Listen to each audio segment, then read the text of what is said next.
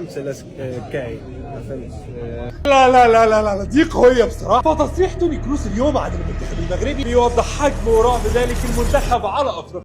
عزيزي احنا مش بس شفنا المغرب بيقسو على زامبيا بالثلاثة، في مباراة كشفت لينا بعض انياب المنتخب المغربي، سواء ايوب الكعب اللي بيسجل من مقصية تانية على التوالي وكأنها اصبحت عادة، او انه رسميا عودة افضل لاعب في افريقيا من الاصابة اشرف حكيمي. المنتخب المغربي منتخب اوفر ريتد ومنفوخ. يا ظالم انت ما تعلمت منا درس. بكأس العرب ظلينا نحكي هاتوا المغرب هاتوا المغرب لحد ما المغرب فاز بالكاس بفريقه الثالث. فشيسالا لاعب زامبيا قبل مواجهة المغرب حكم على منتخبه بالإقصاء من كأس أفريقيا بتصريح كارثي قال فيه المنتخب المغربي منتخب منفوخ واحنا قادرين نفوز عليهم وراح نتأهل ضدهم. آخر شيء أكل ثلاثة بالرأفة والرحمة وطلع من البطولة. علشان المنتخب المغربي يتأهل لدور ال 16 بقى على روح معنوية لسببين اثنين. السبب الأول هو صعود المنتخب المغربي إلى المركز العاشر عالميا حسب تصنيف فيفا، والسبب الثاني هو تصريح كروس إلا لما اتسأل عن توقعه للمنتخب المتوج بكأس العالم القادمة رد كروس وقال لن تخرج بين 4 منتخبات: اسبانيا، فرنسا، البرتغال والمنتخب المغربي. كروس شايف إن المغرب مؤهلة للفوز بكأس العالم، فما بالك بأمم أفريقيا.